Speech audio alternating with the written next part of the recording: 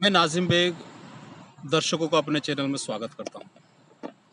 और आज हम जिस प्रतिभा से या जिस एक राजनीतिक सफ़र से मिला रहे हैं आपको, बड़ा युवा नेता है वो। क्योंकि समय समय पर संघर्ष करते रहना और युवाओं की बातों को, युवाओं की आवाज़ को उठाना, ये बड़ी बात है। क्योंकि हमने देखा है कि आमतौर पर युवा नेता जो होते हैं वो पीछे भागने लगते हैं, लेकिन गप्पी पंडित युवाओं के साथ रहे, साथ चलते रहे, कदम से कदम मिला के, चाहे वो समय या घटना कोई भी हो। उनसे मिलाने से पहले हम उनके लिए चार पंक्तियां कहेंगे अपनी। राज करने की हमारी कोई नीयत नहीं है, समाज सेवा से बड़ी कोई इंसानियत नहीं है। ये बड़ी बात है, क्योंकि ये शब्द जो होते हैं ये अपने आप में एक बड़े शब्द होते हैं। क्योंकि इस समय समाज सेवा केवल लाभ की होती है, लेकिन गप्पी पंडित को हमने देखा है और आमतौर पर देखा भी गया है। वो युवाओं की आवाज़ को बुलंद करते रहना, और युवा की जहाँ बात आती है तो वहाँ धरने प्रदर्शन भी होते हैं। और गप्पी पंडित कई जगह हमने ऐसा देखा कि वो अकेले रह गए, और छात्र उनसे जो, क्योंकि एक छात्र अपने जीवन को देखते हैं, वो पीछे चले जाते हैं, लेकिन गप्पी पंडित अडिग रहे। यह अडिग रहने ही का कारण है कि आज गप्पी पंडित को इतनी बुलंदियाँ, इतनी आवाज़, लोग आवाज़ बन चुके हैं छात्रों की। तो उसके लिए हम आप मिलाना चाह रहे हैं। गप्पी पंडित जी, कार्यक्रम में हमारा स्वागत है आपका। अच्छा, जानेंगे जी, जो आपका राजनीतिक सफ़र था, ये कैसे शुरुआत हुई इसकी? कैसे आपको लगा कि मुझे राजनीति करनी चाहिए युवाओं की? कब से कर रहे थे, शुरू हुआ ये? सर्वप्रथम तो मैं आपका और आपके चैनल का हाथ जोड़कर बहुत-बहुत धन्यवाद करता हूँ और आपके दर्शकों का और भी ज़्यादा धन्यवाद करता हूँ। और अपने सभी मित्रों से और अपने युवा साथियों से निवेदन भी करूँगा कि चैनल को सब्सक्राइब करें और ज़्यादा से ज़्यादा शेयर करें। हमारे नाज़िम भाई बहुत ही आवाज़ उठाते रहते हैं, हमारी भी और हमारे युवा साथियों की भी। राजनीतिक सफ़र का तो एक भैया जी ये है, मैं 12th में पढ़ता था तो मेरी मुलाकात सुनील चरोड़ा जी से हुई। जी। वो वर्तमान में जब जिला पंचायत सदस्य थे और एक बिजली का बहुत बड़ा मुद्दा था, ट्रांसफार्मर आए दिन फूकते रहते थे, तो हमने उनके लिए बुलवाया गांव वालों ने। तो मेरी वहाँ पे मुलाकात हुई, मैंने भी 2-4 शब्द अपने बोले, उनसे मैं प्रभावित हो गया। प्रभावित होकर मैंने सोचा कि अब भाई इनका हाथ पकड़कर हम भी समाज सेवा करेंगे। गप्पी पंडित जी ने, हमारा ये सवाल था लेकिन उस सवाल का जवाब पहले ही दे दिया है। हम राजनीतिक गुरु के बारे में उनसे पूछते, और उन्होंने अपने शब्दों में खुद ही पहले ही बता दिया कि सुनील चरोड़ा जी, जो इस समय जिला पंचायत सदस्य पति हैं और पूर्व में सदस्य रहे भी हैं, अच्छी खासी राजनीतिक पहचान है उनकी। उनसे प्रभावित होकर गप्पी पंडित ने अपनी राजनीतिक शुरुआत की। अच्छा गप्पी पंडित जी, आज हमारा आपको दर्शकों के साथ और दर्शकों के सामने लाना, उन छात्रों के साथ लाना, सामने लाना, क्योंकि आज बेरोजगारी दिवस है। और बेरोजगारी दिवस, युवा जो बेरोजगार हो रहा है, उसके बारे में हम चाहते हैं कि आप उनको बताएं, थोड़ा सा उन पर रोशनी जाने, क्यों बेरोजगारी दिवस पर क्या कहेंगे इस पर?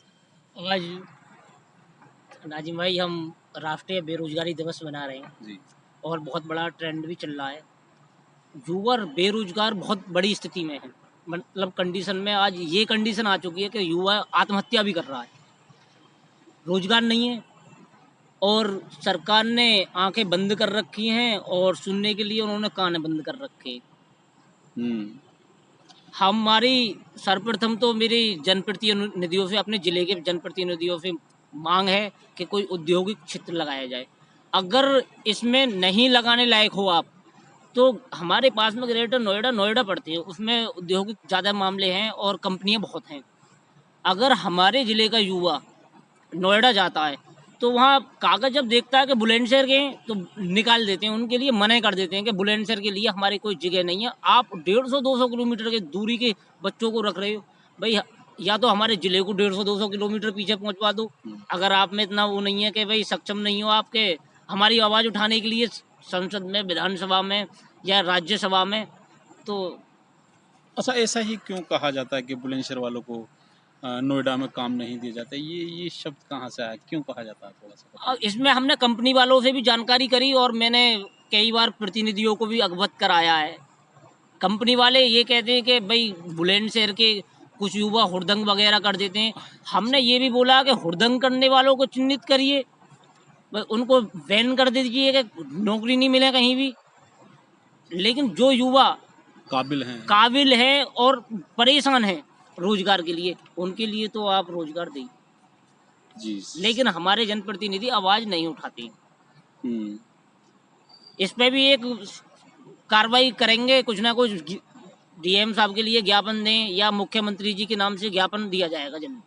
अच्छा, कहते हैं कि शिक्षा एक उस शेरनी का नाम है जिसको जो पिएगा उतना ही दहाड़ेगा। कहते हैं कि शिक्षा बहुत ज़रूरी है जीवन में, और शिक्षा आपको नए आयाम देती है, नए कामयाबी की ओर ले जाती है। और आपने जैसे बताया कि युवाओं को हमारे पड़ोसी जो नगर है नोएडा, उसमें काफ़ी दूसरी निगाहों से देखा जाता है, बुलंदशहर जनपद के बुलंदशहर को। अच्छा, ये हम ये जानेंगे कि कहते हैं क्या ना लोग, आप राजनीति में आए, आपसे युवा प्रभावित हुआ, क्यों प्रभावित हुआ? लोग आपको क्यों मानते हैं कि गप्पी पंडित को, हम देखते हैं छात्र जहाँ 4 इकट्ठे हुए वहाँ गप्पी पंडित को बुलाओ, ऐसा क्यों? गप्पी पंडित में ऐसा क्या है, थोड़ा बताएं। सर्वप्रथम तो मैं, जो आपने शिक्षा के लिए बोला, शिक्षा बहुत ही जरूरी है। अगर हम शिक्षित नहीं होंगे तो हम पे ढोरों की तरह काम करवाया जाए, जानवरों की तरह काम करवाया जाएगा। अगर हम शिक्षित रहेंगे, हम अपनी आवाज़ भी उठाएंगे, बुलंदी भी करेंगे।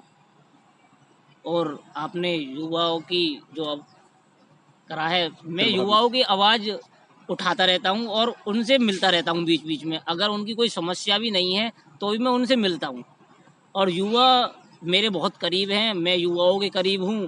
और अगर मुझे कोई भी किसी प्रकार की युवाओं को समस्या हो या मुझे हो, मैं युवाओं के लिए शेयर करता हूं और वो मुझे शेयर करते हैं। युवाओं से कनेक्टिविटी आपकी बनी रहती है, मतलब समय समय पर चाहे वो विषय कोई सा भी हो, मुलाकात संभवतः बनी रहती है। अच्छा, ये बड़ी बात है। अच्छा, एक हमने देखा है कि युवा, ये नई जनरेशन जो आ रही है नशे की ओर जा रही है, थोड़ा इस बारे पे भी रोशनी डालें। जो शिक्षित लोग हैं उनको थोड़ा मोटिवेट हों, वो इस तरह ना जाएं, जो नए नए युवा है वर्ग है। मैं सर्वप्रथम आपके चैनल के माध्यम से भी और सभी युवाओं के परिवार से निवेदन करता हूं कि युवाओं को नशे की लत से दूर करें। और प्लस एक और चीज़ है इसमें, मैंने बहुत देखा है टीवी पे बहुत बड़े बड़े ऐड आते हैं, भाई हीरो पैसे कमा रहे हैं, लेकिन ये ऐडों पर बैन होना चाहिए। नशे से प्रभावित जो होते हैं ये ऐडों की वजह से हो रही है। जो बड़े बड़े सेलिब्रिटी आती हैं वो अपना प्रचार प्रसार करते हैं, उससे प्रभावित होते हैं और उस ओर चले जाते हैं। उन पर बैन लगना चाहिए, सरकार से निवेदन। अच्छा, युवा गप्पी पंडित का जो सफ़र था वो ग्रामीण अंचल से शुरू हुआ और आज बड़े स्तर तक पहुंच चुका है। एक आप अभी चर्चा कर रहे थे कि फीस को लेकर जो वृद्धि चल रही है, तो कहीं आपको क्षेत्र परेशान है उनके फीस के क्या वृद्धि, क्या मामला है, थोड़ा सा बताएंगे? युवाओं का पिछले कुछ दिनों से मेरे पास काफ़ी फ़ोन आ रहे हैं, और मैंने आपके लिए भी एक प्रेस विज्ञप्ति भेजी थी, और आपका मैं बहुत पत्रकार, जो हमारे पत्रकार भाई हैं, मैं उनका बहुत बहुत दिल से आभार व्यक्त करता हूं, क्योंकि मैं अगर कुछ भी खबर भेज दूं तो मेरी खबर लगा देते हैं। मेरे पत्रकार साथी शायद सुन रहे होंगे और गप्पी पंडित जी उनका नहीं आभार व्यक्त कर रहे हैं, तो लाभान्वित हों इस पे आभार से वो। अच्छा, बताएं। छात्रों की सबसे बड़ी समस्या ये है कि सरकारी फीस कुछ है, ले कुछ रहे हैं और रसीद कुछ दे रहे हैं। मतलब अभी कन्फ्यूज हो रहे हैं हम भी कि भाई स्कूल वाले कल कर क्या रहे हैं। उसके बाद एक स्कूल का तो ऐसा मामला है कि उसमें आए दिन बड़े बड़े नेता आते रहते हैं, बड़े बड़े अधिकारी आते रहते हैं, लेकिन किसी अधिकारी की इस चीज़ पर गौर नहीं गई कि बच्चों से पूछा जाए कि भाई आपके लिए किसी प्रकार की कोई समस्या है या नहीं है, आपसे फीस कितनी ली जा रही है, या आपको सबसे मेन मुद्दा एक और है, अगर बच्चे स्कूल में पढ़ने आएंगे तो साइकिल कहाँ पे खड़ी करेंगे? साइकिलों का फीस ली जा रही है भाई 20 रुपये 30 रुपये महीने। क्या बच्चा साइकिल घर खड़ी कर कर आएगा? पैदल आएगा? बाहर खड़ी करेगा? चोरी होगी। जो दूर से आने वाले छात्र, जो ग्रामीण अंचल से आते हैं, वो अपनी बाइक से आते हैं, बाइसिकल से आते हैं जी, और उसका भी टैक्स लिया जाता है, ये कहना है आपका? और मेरा एक और निवेदन है सरकार से जी, कोर्स स्कूल के लिए कम से कम 5 वर्ष का होना चाहिए। एक कोर्स 5 वर्ष जरूर चले। एक भाई 6 में पढ़ रहा है, एक 5 में पढ़ रहा है, तो उसके लिए आगे पीछे का 5 वर्ष के लिए काम में आ जाए। क्योंकि ग्रामीण अंचल में इतना बड़ा, एक तो महंगाई बहुत हो रही है, पर उसके बाद कोर्स पर जीएसटी लग चुकी है और उसके बाद कमीशन स्कूल वालों की हो रही है।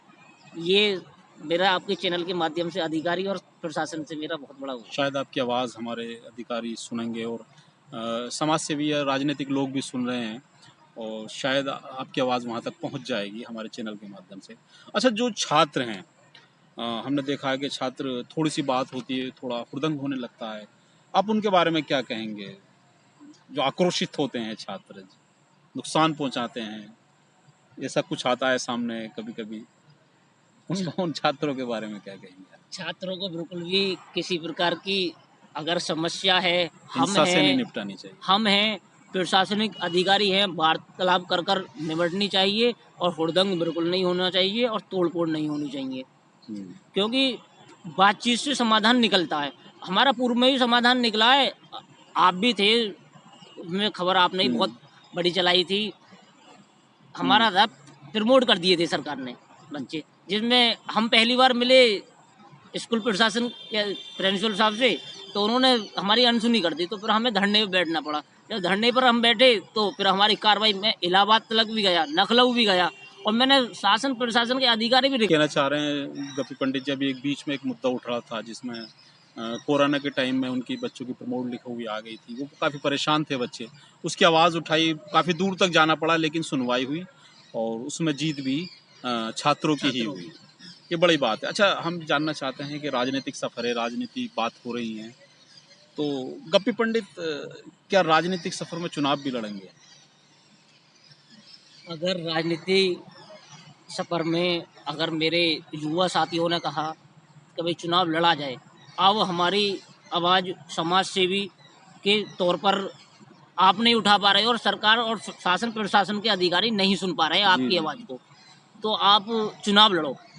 युवा साथियों ने कहा तो चुनाव भी लड़ा जाएगा और युवाओं की आवाज़ फिर उठाई जाएगी और मजबूताई से उठाई जाएगी। गप्पी पंडित जी का कहना ये है कि युवा छात्र नेता जो हमारे साथ आपसे रूबरू हो रहे हैं हमारे इंटरव्यू के माध्यम से, क्या अगर ज़रूरत पड़ी, क्योंकि ऐसा कुछ देखा जाता है कि कभी कभी राजनेता बनना भी ज़रूरी होता है, वहाँ तक आवाज़ उठाने के लिए बड़े स्तर पर जाना पड़ता है, तो उसने अगर चुनाव की ज़रूरत पड़ी तो चुनाव भी लड़ा जाएगा और छात्रों की आवाज़ को कभी दबने नहीं दिया जाएगा। तो ये थे हमारे साथ हमारे इंटरव्यू में गप्पी पंडित, जो गहना से बिलोंग करते हैं और छात्र नेता हैं, छात्रों की आवाज़ को समय समय पर उठाते रहते हैं।